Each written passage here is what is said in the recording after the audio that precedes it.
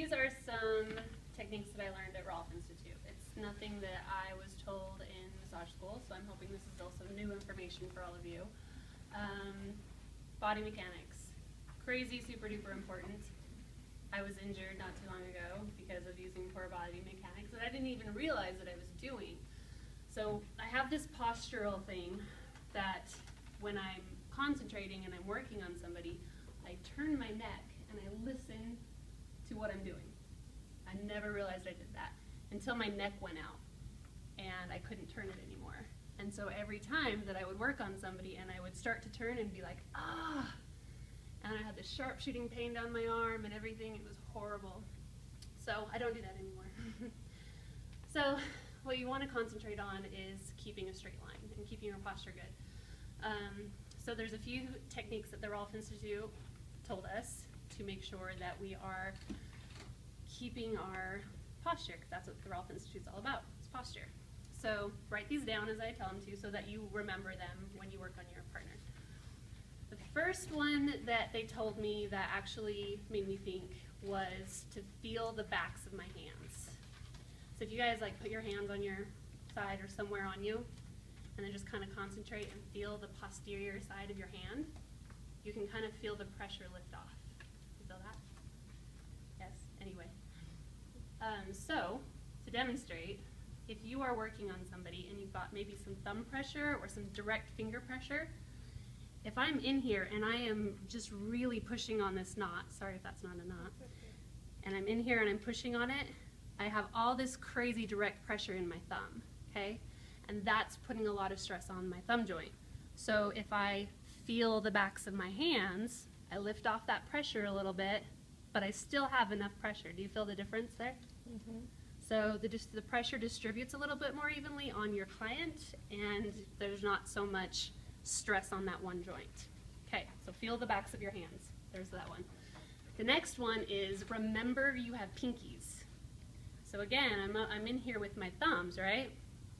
And I'm working on a trigger point. Or let's say I'm in her QL.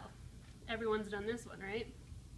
So you're in her QL and your fingers are kind of doing this thing, where your thumbs and your fingers are together and your pinkies are just out in nowhere's land and they're not helping. Okay, but if I remember that I have pinkies and I distribute, so here I am, I don't have pinkies, feel that? Now I have pinkies. Do you feel the difference there? Mm-hmm. Is it better? It's like a broader, more comfortable. Right. Okay, so it's more comfortable for your client and you're not putting all the stress on your wrists and your thumb radial side, distributing the weight. So always remember you have pinkies. And that works even when you're using your shoulder, your arm, your forearm.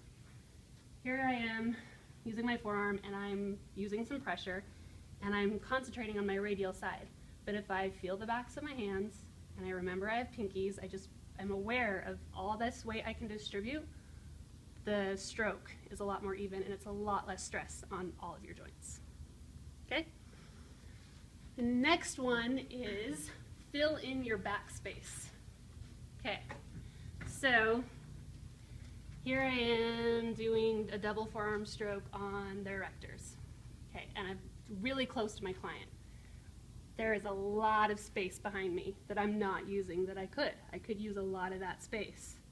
So here I am, I'm like digging into our erectors here, and my shoulders are in front of me. So if I remember, oh, I have so much space behind me that I can use, just lift off a little bit, put my shoulders behind me, and is the pressure better? Mm-hmm. And the pressure is distributed a little bit more evenly, and it's not as direct and hard. Okay? So fill in your backspace. Okay, the next one is keep your head on. That's another one of my favorites. Okay, so we all work with people at computers, and their stance is always this. Have you noticed our stance is this too? So we get the chest and we get the neck pressure and all that. So one of my favorite techniques is to use a forearm and go up the back like this, okay? So I'm like,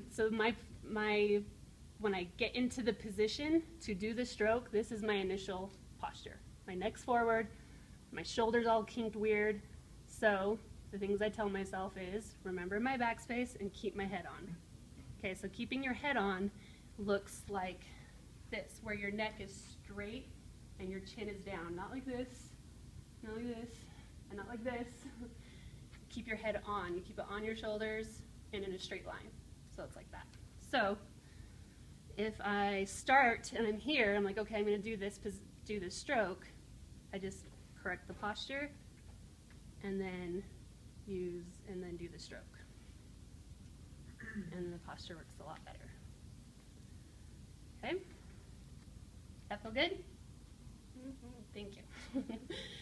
Okay, so the next one would be, along with filling your backspace, there's keep your shoulder blades on. So keep your head on, keep your shoulder blades on. This posture that the computer workers do is also what we do, and it's this too. We do the exact same thing. So we have to keep our shoulder blades behind us and our heads on. Okay, and that's fill in the backspace. That goes along with filling in the backspace. And then, I think everyone knows this one, is to lead with your legs, to push with your legs. So again, when I'm doing this forearm stroke, fill in my backspace, I feel the posterior side of my hand, I remember I have a pinky, but I don't want to push with my shoulder. That's what that would look like, and that could cause a lot of injury. So, after you do all that, you want to lift with your leg, and maybe even adjust if you want to go a little further.